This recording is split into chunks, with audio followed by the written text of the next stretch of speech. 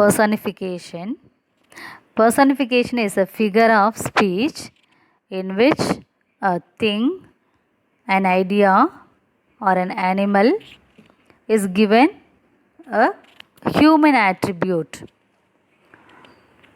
So it may be given a figure. Okay, human qualities are given to non-human things. Human qualities are given to non-human things or ideas for the better understanding of the writer's message. Whatever the author writing something there, so we want to understand, isn't it? So they personificate the things there. To use of personification also helps to show a character's attitude towards inanimate objects. This adds interest and fun to poems and stories. The literal meaning of the word should not be taken into consideration. There is no correct meaning at all. Let me see some examples here.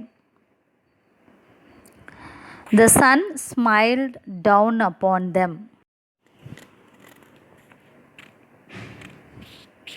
The sun smiled down upon them. Actually, the sun is not smiling. It is lighting something. It gives light for us brightly. So we are telling this as a sun smile down upon them. The second one, justice is blind. So justice is nothing but that expressing something. It's a feeling, but it won't be blind, isn't it?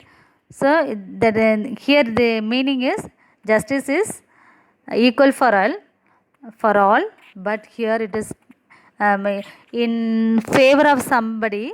We can say justice is blind. The next one, the wind howled in the night. Howled means it gives some sound, isn't it? So actually it is not howled, but the sound is compared to the making noise of some animals here. Okay, the next one, the moon played hide and seek with the clouds. Sometimes the moon will hide in between the clouds. So poetically some poets will say the moon played hide and seek with the clouds. Okay, so it has some interesting facts to us while reading the poem or some conversation. It will be more interest to us.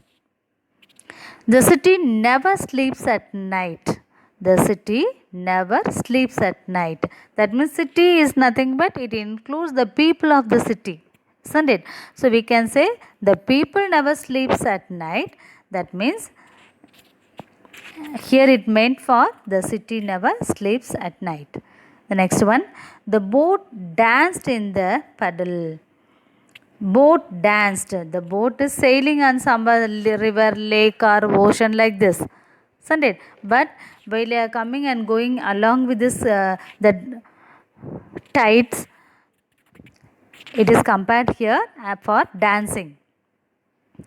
Next sentence, the flowers nodded their heads. The flowers are nodded their heads. That means here in this windy time, the flower will be shaken their flowers, isn't it? So we can say that poet or somebody, the narrator told like this, the flowers nodded their heads. The thunder grumbled. The thunder, we know that it makes some noise, isn't it? So it is compared to grumble. The lightning danced all over the sky. The lightning danced means danced. It that stars, sun, everything that moon, stars are danced all over the sky. And then the iron hands of death. The iron means some strong person. Hands of death. Here the iron is not the metal. Here it is compared to some strong person, somebody. The popcorn left out of the bowl. The popcorn left out of the bowl. That means the popcorn, we are having the popcorns in the bowl, isn't it? So whenever it is be burst something there, it left out there, isn't it? So that burst is here compared to here. The next one, here some exercises are given. Look at the what is being personified in the sentences. The full moon beat through partial clouds. Here which one is personificated? Moon. So here the moon is personificated. Second one, which of the following is an example of personification? Here the chocolate smelled with delicious cake. The chocolate smell delicious. The delicious smell of chocolates invited me to eat. I dreamt of delicious chocolate. Which one will be correct one? Here the first one is a usual meaning. The chocolate smells like delicious cake. It is the smell is like a delicious cake. The second one is also the chocolate smell delicious. It smell very rich it is. The third one, the delicious smell of chocolates invited me to eat them. So the chocolates won't invite us, but here it is given the delicious smell of chocolates invited me to eat them. So we can say this is the correct answer. Then third one, personification is, here we have to say the correct answer. Giving human attributes to human beings. Comparing unrelated things. Giving human attributes to non-human objects. Talking the negative aspects of a person.